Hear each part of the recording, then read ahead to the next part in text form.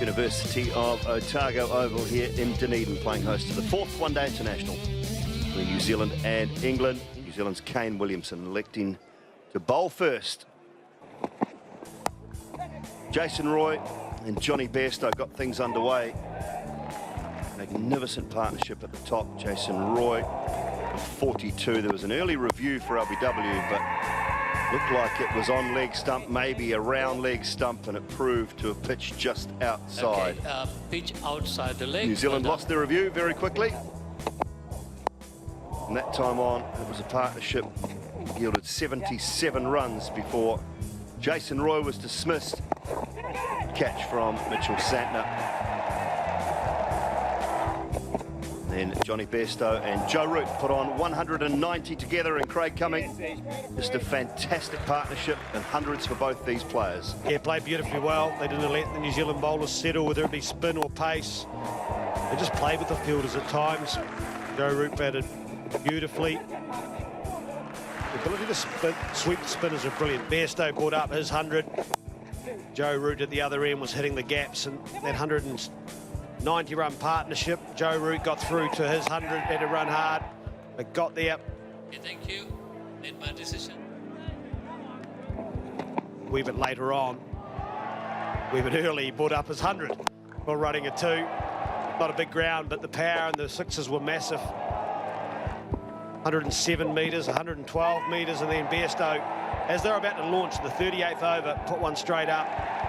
Munro had the wicket, but it was a brilliant innings of 138. And then things just turned on its head. Butler gone, second ball to Sodhi.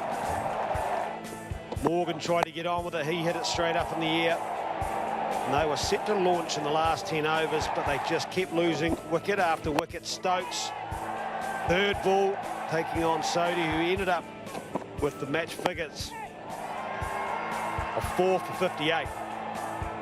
And he came back brilliantly. New Zealand actually lifted in the field. With some cricket by England, they'll look back and go, what were we doing? We were set up. Joe Root did get his 100 and then glove one down the leg side. 59. They scored off the last 10 overs with a loss of 5 wickets, and that's on the back of Curran, who picked up 18 off the last over of Southey. They were on for maybe 400, then 350. Thanks to Curran at the end, they got through to 335. It was a great finish to what had been brilliant 38 overs, and then 11 overs of madness, but they still got a brilliant total, 335 for 9. New Zealand are going to have to bat well. Here's the wickets. Colin Munro, first up, good decision from Sean Haig. They decided to review it. We weren't overly happy with that review, that is for sure, because it was just dead. It was plumb. Martin Guptill, Chris Wykes had bowled a brilliant 10 deliveries to Martin Guptill prior to that, or 9 prior to that, and then he just found the air. He was trying to go downtown, hit it too high, and this partnership then started things off for New Zealand. 84 runs it was. Kane Williamson 45, just about a run at ball off 48 deliveries in the end it was. Belty didn't hit it. Kane Williamson, nothing showed up on our Snicko, and wasn't overly happy, but there was no review remaining. That was an appeal early on Tom Latham. England decided to use that one up as well, but it pitched outside leg, as they normally do, from Ben Stokes to the left-handers. That was overturned, that review. Moeen Ali then, how big a moment was that?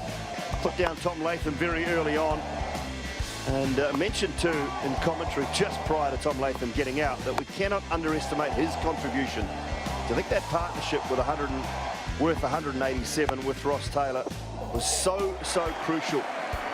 Taylor bringing up his century on that occasion, and Tom Latham meanwhile had gone through to a half century, then through to 71. He finished up, and this is the big moment for Ross Taylor in the match, where he had to put in the hard yard, dived, felt maybe the quad go. We're only surmising here, we're only speculating. We're not 100% sure, so we will wait on final confirmation of what has happened to Ross Taylor. But from that moment on, he started to swing freely, was unable to run the 1s and the 2s, and then he lost his mate, Tom Latham. 187, that partnership. Latham gone for 71. It was a fine innings.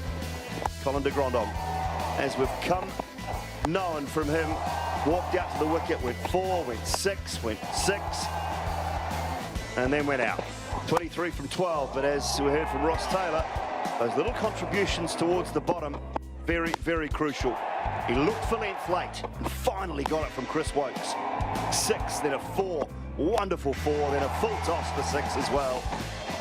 And the winning runs from Henry Nicholls, who had struggled and struggled and struggled, but got one on his legs and put it away to the square leg boundary for 6. But it was Ross Taylor's day, New Zealand's day, and they draw the series level at 2-all, chasing 336 to win. Finished 339 for 5, 3 balls remaining. In the middle of the University of Otago Oval, where today we have seen a famous New Zealand victory.